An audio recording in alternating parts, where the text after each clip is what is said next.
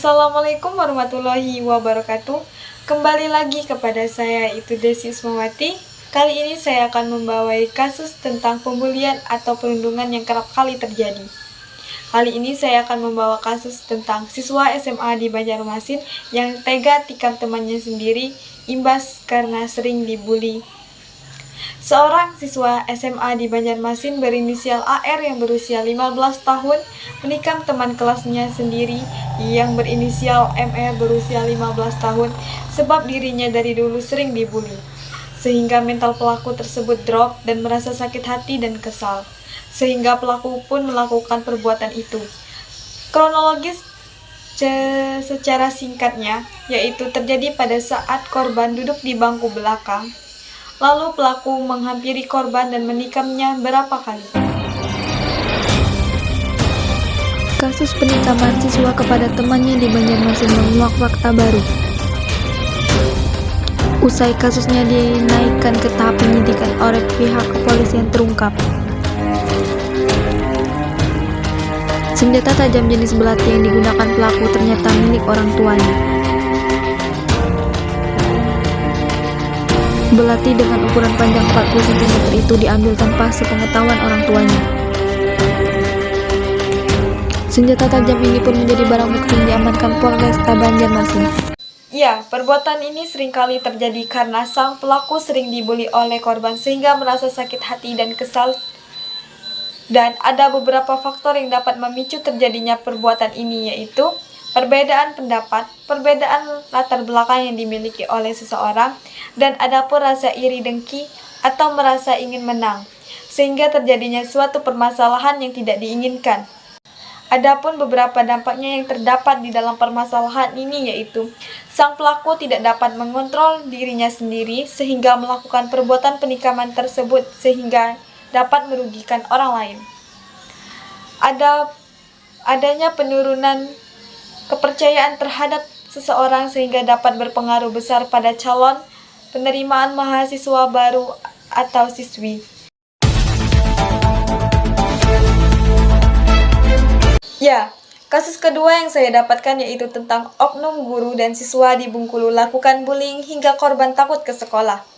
Seorang pelajar perempuan kelas 12 IPA di SMA Negeri 9 Bengkulu menjadi korban perundungan bullying yang terjadi di sekolahnya sendiri.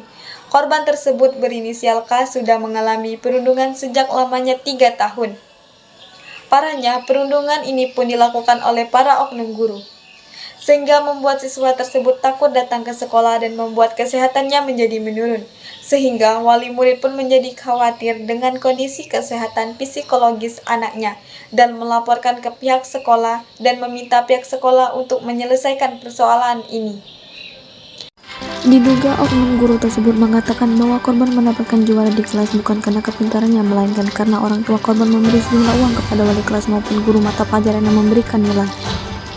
Hal itu pun sempat didengar langsung oleh korban hingga membuat korban semakin tertekan.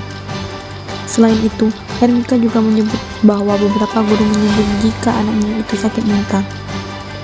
Terkait hal ini, Hermika mengaku telah mendatangi pihak sekolah untuk mendapatkan pertanggungjawaban. Ia juga meminta agar pihak sekolah meminta maaf dan meminta agar pelaku ditindak secara tegas atas peristiwa yang menimpa anaknya. Faktornya yaitu adanya sikap pembulian atau perundingan tersebut yang dilakukan oleh sesama siswa dan oknum guru.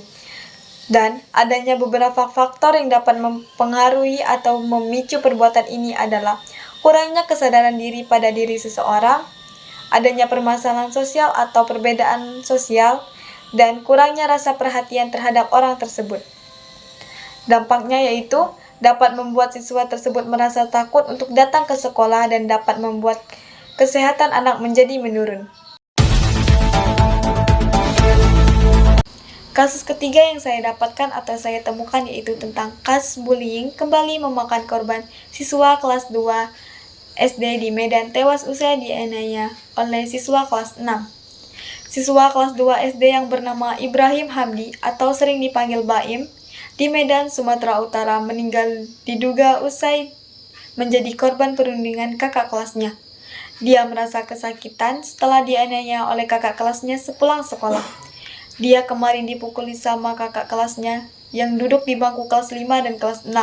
Kemudian di malam hari, korban tiba-tiba mengalami demam tinggi hingga 2 hari lamanya.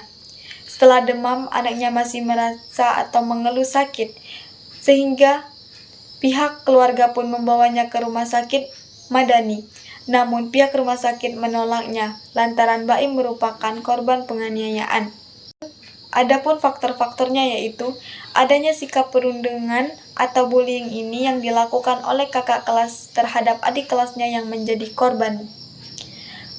Dan faktornya yaitu kurangnya pengawasan terhadap pelaku, perbedaan pendapat, dan adanya masalah sosial, serta pelaku ingin merasa paling hebat atau jago. Dengan adanya sikap perundungan atau bullying ini yang dilakukan oleh kakak kelasnya terhadap adik kelasnya yang menjadi korban penganiayaan, sehingga menyebabkan korban tersebut meninggal dunia. Dan dapat merugikan orang lain, dapat membuat orang sekitar menjadi takut, membuat orang tua menjadi khawatir terhadap anaknya.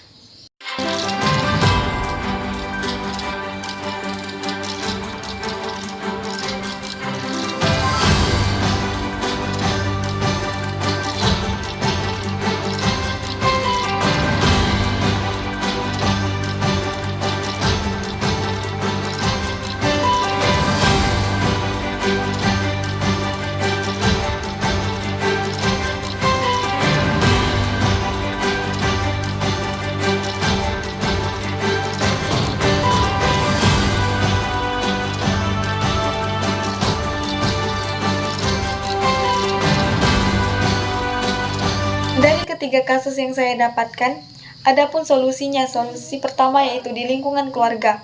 Kenali emosi dan perasaanmu, awasi penggunaan teknologi, berikan pemahaman tentang bullying, ungkapkan keinginan, perasaan, dan hal-hal yang tidak kamu sukai dengan tegas tanpa bertindak agresif, dan bantu anak atau anggota keluarga dalam menghadapi masalah kepercayaan diri.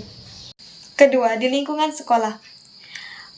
Mengadakan kegiatan anti perundungan, sensitif terhadap situasi dan kebutuhan korban, membentuk satgas anti kekerasan dan membuka kanal sosialisasi pemahaman perundungan di lingkungan sekolah, membuat kebijakan terkait aksi perundungan, memastikan jalur komunikasi yang terbuka untuk pelaporan kasus, dan menanamkan keberanian pada siswa untuk melawan tindakan perundungan yang terjadi di lingkungan sekolah, masyarakat maupun di lingkungan keluarga. Ketiga, di lingkungan masyarakat, memberi bantuan dan dukungan pada korban bullying, membangun diskusi dan ceramah tentang mengatasi bullying, menegakkan hukum yang tegas, mengembangkan keterampilan dan komunikasi yang baik dan benar di lingkungan masyarakat, meningkatkan pendidikan dan kesadaran bersama.